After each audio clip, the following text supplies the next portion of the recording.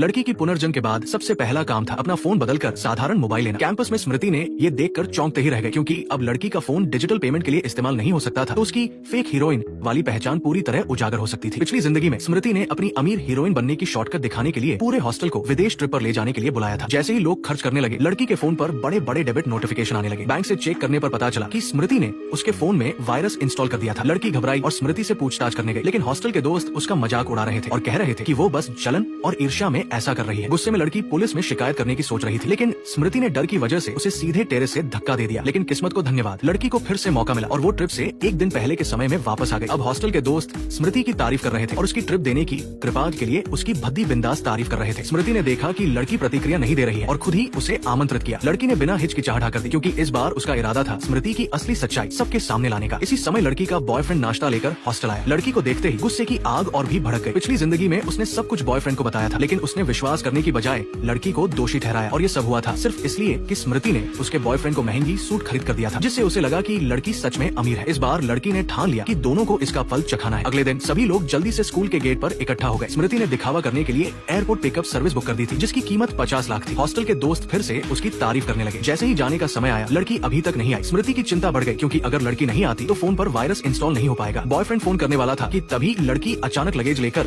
सामने आ गई। हॉस्टल के दोस्त तुरंत उसे डांटने लगे कि इतनी देर कर दी। बॉयफ्रेंड ने भी स्मृति को खुश करने के लिए लड़की से तुरंत माफी मांगने के लिए कहा, लेकिन लड़की ने लगेज उठाया और बिना रुके चली गई। जैसा कि उसने सोचा था, स्मृति ने उसे बुलाया और सबको दिखावा करने के लिए कहा कि अब लड़की को परेशान न करे। सब मजबूरन कार में बैठ गए। 3 घंटे बाद सभी अपने डेस्टिनेशन पर पहुंचे। ड्राइवर ने स्मृति को बताया कि पिकअप का बिल 50 लाख है। स्मृति ने फोन निकाला, लेकिन देखते ही उसकी आंखें खुली की खुली रह गई। अरे, फोन की बैटरी खत्म हो गई, क्या मैं आपका फोन ले सकती हूँ? लड़की ने हंसते हुए कहा। पिछली जिंदगी में स्मृति इसी बहाने उसके फोन में वायरस डाल चुकी थी। मेरा फोन तो फ्लाइट में रह गया, अब इस्तेमाल नहीं होगा। स्मृति ने चौंकते हुए पूछा कि क्या ये धोखा है? लड़की ने समझाया कि उसकी जैकेट में पॉकेट नहीं थी, इसलिए फोन बैग में रखा था, लेकिन फ्लाइट में भूल गई। एयरपोर्ट ने भी बैग पिकअप की सूचना दी और 1 घंटे में डिलीवर कर दिया। बॉयफ्रेंड ने फोन देने की पेशकश की और स्मृति ने उसके फोन से 50 लाख का ट्रांसफर कर दिया, लेकिन जैसे ही ट्रांसफर हुआ, फोन ने अलर्ट दिखाया 50 लाख भुगतान के बाद बैलेंस 3.72 रुपए। बॉयफ्रेंड चौंक गया, क्योंकि ये पैसे उसकी माँ के ऑपरेशन के लिए थे। लड़की तुरंत समझ गई कि ये हैकिंग का मामला है और उसने बॉयफ्रेंड को चेताया। बॉयफ्रेंड ने तुरंत स्मृति का हाथ पकड़ा और पूछा कि उसने फोन में क्या किया। हॉस्टल के दोस्त आए और समझाने लगे कि स्मृति अमीर हीरोइन है, इतनी छोटी राशि क्यों चुराएगी। स्मृति ने भी शांत कर दिया और कहा, थोड़ी देर में शॉपिंग कर लो, जो पसंद आए ले लो, इसे मैं रिपेयर मान लेती हूँ। सभी लोग मॉल पहुंचे। हॉस्टल के दोस्त ने तुरंत शॉपिंग शुरू कर दी। एयरपोर्ट से लड़की का बैग भी आ गया। स्मृति ने देखा और अब उसकी साजिश पूरी तरह फेल हो गई। मॉल मैनेजर ने बताया कि हर व्यक्ति का लिमिट चेक करना पड़ेगा। स्मृति ने देखा